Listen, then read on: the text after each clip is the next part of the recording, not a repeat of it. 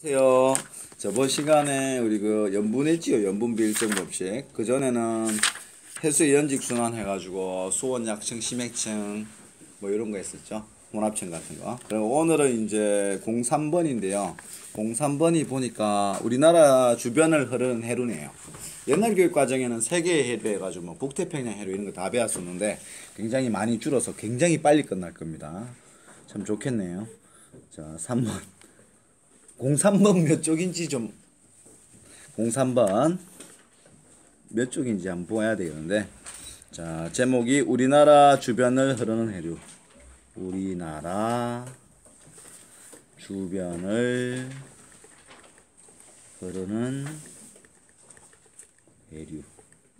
몇 쪽인가요? 보니까 254쪽이래요. 254페이지에. 자, 여기는 뭐 우리나라 주변 해류가 아주 간단하게 나와요. 그래서 목표를 뭐라고 잡을까요? 우리나라 주변 해류의 특성을 탐구하자. 우리나라 주변 해류 특성을 탐구하자. 이게 좋겠네요. 우리나라 주변 해류의 뭐를? 특성을 탐구하자.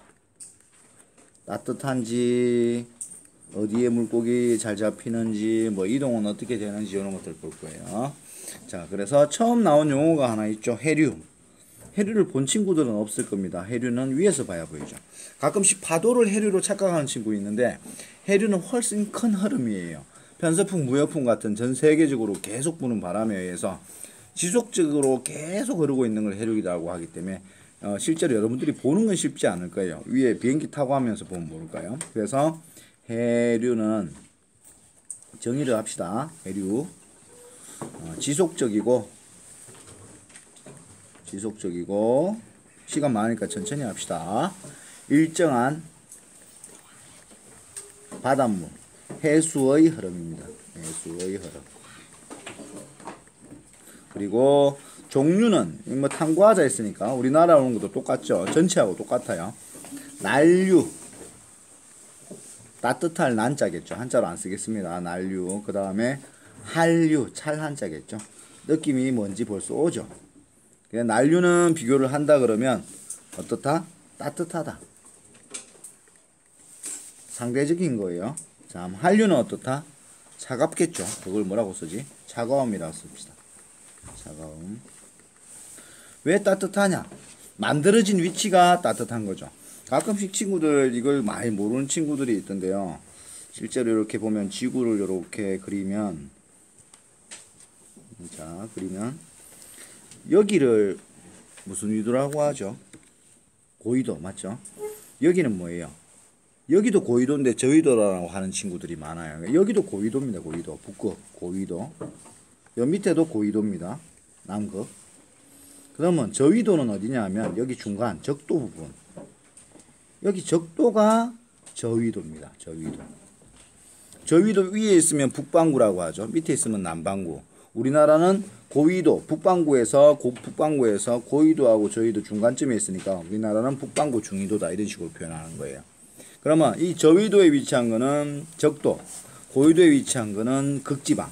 그럼 여러분들이 생각해 봐야 될 게, 햇빛이 비칠 때 적도가 엄청 뜨거워요. 저위도가 맞죠? 계속 그 상태가 유지되면은 한 플러스 100도씨 가가지고 적도에 사는 생물들이 다 굽혀 죽어요.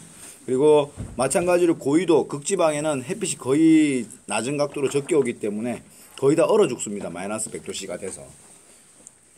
그렇기 때문에 그 상태, 생태계를 유지시키기 위해서 어떤 현상이 발생하냐 하면, 여기서 엄청나게 남는 열을 갖다가 바람과 우리가 배운 바닷물의 흐름, 해류가 더운 거를 양극지구로 올려줘가지고 극지방을 데펴줍니다.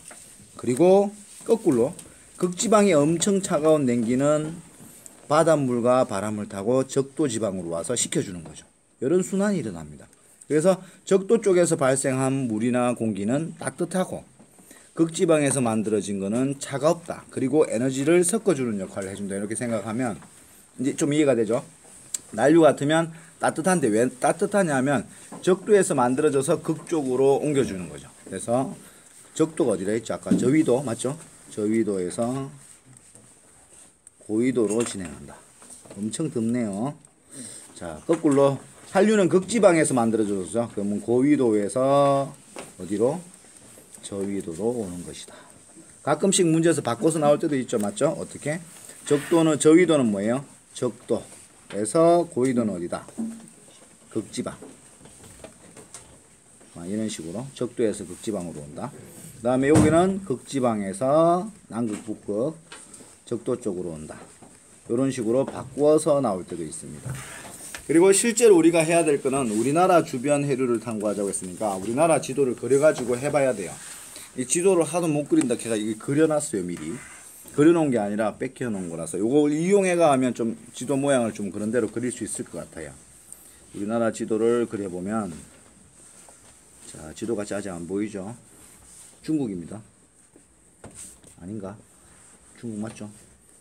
이런 식으로 이게 왜 올라갔지?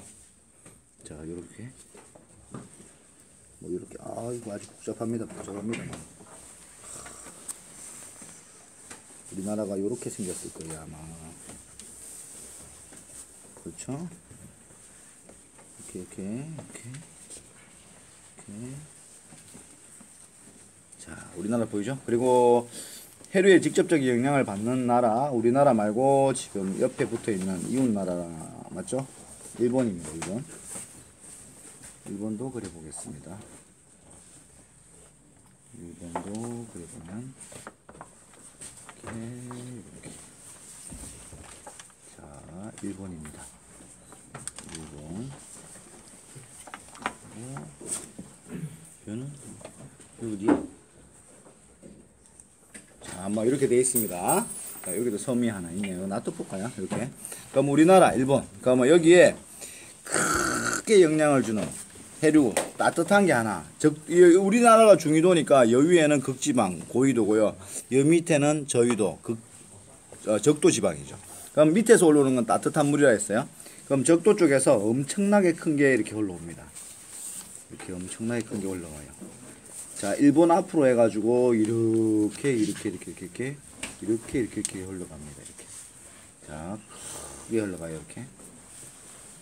자, 올라간다. 이렇게 올라간다. 얘는 적도 쪽에서 위로 가고 있으니까 뭡니까? 난류예요, 한류예요. 그렇죠? 난류죠, 난류. 해류 이름은 뭐냐? 쿠로시오입니다. TV 같은데 이거 퀴즈 문제 답으로 많이 나오는데 쿠로시오 해류 굉장히 유명합니다. 쿠로시오 해류. 이게 주류고요. 여기서 가지를 뻗어 나오면 지류라는 표현을 쓰는데 그런 표현 몰라도 돼요. 일단 가지를 뻗어서 나온 게 어디로 주로 가냐 하면은 가지를 뻗어서 나온 게 얇게 그립다. 여기 표시하니까 일본 쪽으로 붙어서 쭉 흘러갑니다. 이거. 요게 요쪽으로 가가지고 여기 또 요쪽으로 갈라지는데요. 맞죠? 이렇게. 요게 쓰시마 난류인데 교과서를 저도 지금 봤었는데 쓰시마 난류는 표기가 안 돼 있어요. 우리나라 게 아니라서 그런지 우리나라 거 탐구해야 됐으니까 빠졌어요. 이름이 안 나와 있으니까 안 하겠습니다. 그리고 우리나라 쪽으로 오는 게 여기입니다. 이렇게 여기서 요렇게 동해 쪽으로 이렇게 흘러가죠. 이렇게가 바깥쪽 바다 쪽으로 이렇게 흘러나갑니다. 그리고 계속 발생하는 건 아니지만 가끔씩 발생해가지고 여기서 이렇게 또 흘러갈 때가 있어요. 이게 쿠로시오 지류거든요. 요거 이름이 해류 이름이 뭐냐면 당연히 난류고요, 맞죠? 뭐냐면 동한 난류입니다. 동한 난류. 그리고 이 동한 난류가 이어서 쿠로시오 해류가 이쪽으로 오지만 이쪽에서 또 발생해서 맞죠? 이쪽으로 영향을 미쳐서 요렇게 이쪽으로 영향을 미쳐서 요렇게 좀 요렇게 서해 쪽에 황해 쪽에 발생하는 게 있죠. 황해 쪽에 발생하는 게 있어요. 이게 뭐냐? 황해 난류입니다. 황해 난류. 노란색으로 했네요. 아니지 이런 황해 난류입니다. 빨간색으로 바꿔줄게요. 자, 이런 식으로 황해 난류가 생긴다. 이런 식으로 황해 난류.